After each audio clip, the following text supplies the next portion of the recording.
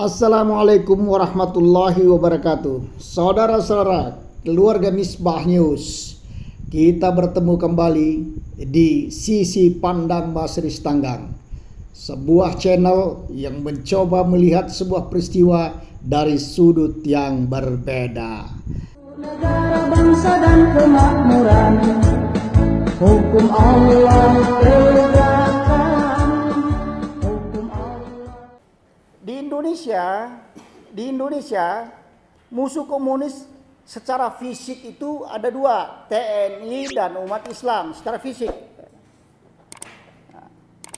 Kenapa TNI? Karena dia punya Sabta Marga. Sabta Marga itu dia membela Pancasila, ya kan? Sementara umat Islam adalah ideologi yang memang bertentangan dengan komunis. Jadi dua ini yang bisa diandalkan. Nah, oleh karena itu, untuk bisa menguasai Indonesia, komunis mengambil langkah-langkah. Pertama, rusak dulu ajaran Islam. Anda boleh pakai agama Islam dan menyebut sebagai Islam, tapi rusak dulu pemahamannya tentang Islam. Oleh karenanya banyak umat Islam yang pahamnya rusak. Kalau sudah rusak dia, sudah nggak ada kekuatan. Nah itu, pasti sudah nggak ada kekuatan kalau sudah rusak. Ya bayangkan kalau ada misalnya seorang tokoh Islam pun mengatakan jangan bawa-bawa politik identitas. Betul? Nah, udah rusak. Dan itu sejenis-jenisnya banyak sekali. Ya. Jadi ajarannya dirusak-rusak, mulai dari tafsirnya, dari apa semua habis. Maka menjadi mandul dia. Yang kedua, secara fisik orangnya dihabisi, pecah belah, kemudian dikuasai. Yang satu dikasih makan, yang satu disiksa. Senanglah yang dikasih makan, kira-kira begitu. Dimiskinkan dulu semua. Jadi miskin ini bukan hanya kebetulan nih miskin. Anda miskin itu bukan kebetulan. Dibuat miskin supaya mudah mengaturnya. Pemilu bisa dikasih uang. Dibuat miskin supaya nanti dia angkat yang satu bergembira. Kira-kira begitu. Dibuat miskin, kemudian kita pun beragama tidak lagi kuat. Jadi ini sistem yang memang dibangun. Nah, TNI bagaimana caranya? TNI harus disusupi. Jadi umat Islam pengajarannya dan orangnya, kemudian TNI disusupi. Lalu secara ideologi komunis harus berhadapan dengan Pancasila, karena Pancasila di situ kausa primanya adalah ketuhanan yang Maha Esa. Itulah halangan besar bagi komunis untuk menguasai Indonesia. Oleh karena itu, Pancasila harus dirusak dulu. Digoyang dulu tafsirnya. Dirubah-rubah. Nah, terakhir itulah yang kita ributkan, bagaimana mereka mau merusak Pancasila dengan rancangan undang-undang haluan ideologi Pancasila. Betul? Nah, dirusak seperti ini. Oleh karena itu saya berharap kita pun pahami juga Pancasila supaya tahu kita hak kita. Ya. Yang mana Pancasila ini yang harus kita pegang, yang mana yang harus kita pertahankan, dan apa-apa Pancasila yang menurut mereka itu tidak benar yang harus kita lawan. Kira-kira itu. Jadi banyak ini masalah-masalah Pancasila yang sekarang ini sudah menjadi hancur baur. Malah pertanyaannya adalah apakah sekarang ini negara kita masih berpijak pada Pancasila yang sesungguhnya atau sama sekali tidak? Nah, itu pertanyaan. Dan itulah kalau kita mau melawan secara ideologi, ya. Kalau kita cari orangnya nggak akan dapat, tapi ideologinya jelas. Nah, kemudian saya ingin menyampaikan untuk terakhir kali ini taktik membangun diktator proletar. Bagaimana mereka membangun suatu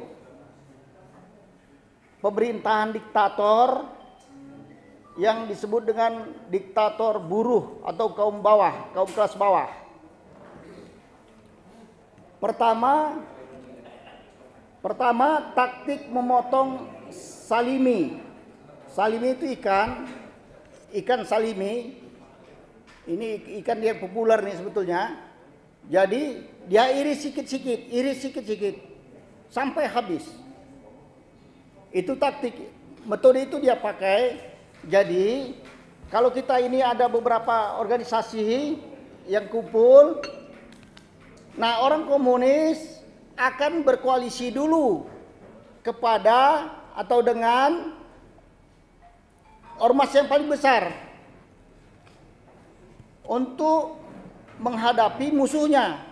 Maka dileparlah, katakanlah di sini ada FUI, ada yang lain, maka misalnya kumpul ke FUI, kemudian dia bangun itu bersama FUI. Nah, ada satu ormas lagi supaya disingkirkan, lemparkanlah isu, keluarkan fitnah sehingga dia tersisih. Begitulah dulu Masyumi disisihkan dari kelompok NU dan segala macam.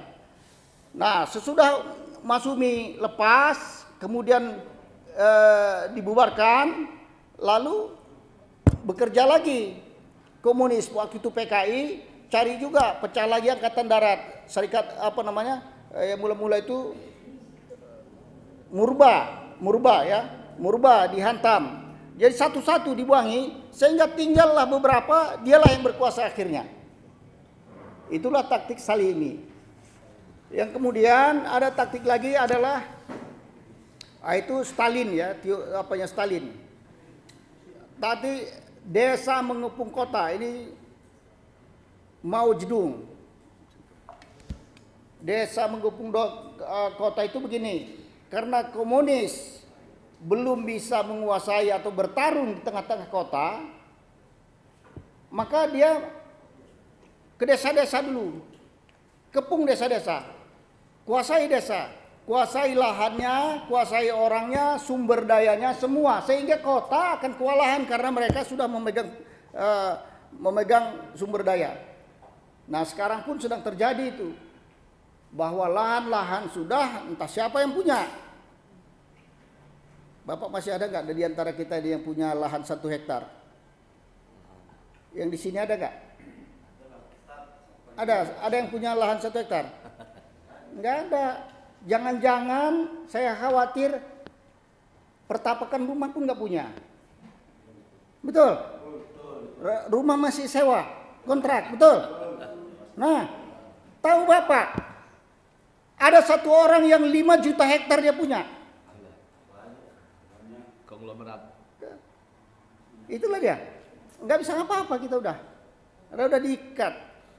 Nah, ini taktik yang begitu-gitu. Jadi saya beberapa kali ceramah di tempat lain pun saya tanya, ada nggak yang punya tanah 2 hektar? Ketawa orang. Dengar 2 hektar ketawa. Itu saking susahnya kita. Nah, kemudian kalau sudah dikuasai ini, maka lemahlah kota pun bisa dikuasai. Kemudian ada lagi taktik yang disebut dengan strategi kubis. Kubis itu kan berlapis-lapis ya, berlapis-lapis. Jadi penyerangannya itu setapak demi setapak, setapak demi setapak.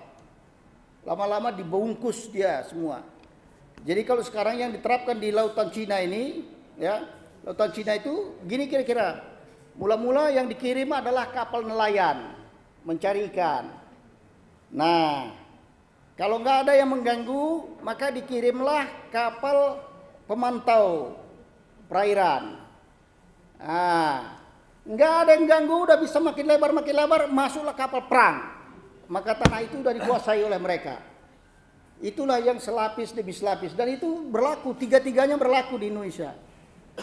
Jadi sekali lagi saya mengharapkan, berbicara tentang komunis kita harus lebih cerdas ya. Cerdas sehingga betul sasaran gitu kena, kemudian pahamnya kita lawan secara dialektika juga. Saya mengingatkan bahwa apa yang di dalam Al-Quran itu cukup kuat ya untuk menghadapi mereka. Apapun logika mereka dibandingkan dengan logika Quran jauh lebih unggul. Pertanyaannya adalah apakah kita memang menguasai Quran atau tidak pula? Nah, itu yang jadi soal, ya kan? Itu yang jadi soal. Buku pegangan mereka selain Karl Marx ada kalau di Indonesia itu Madilog, material, dialektika, logika.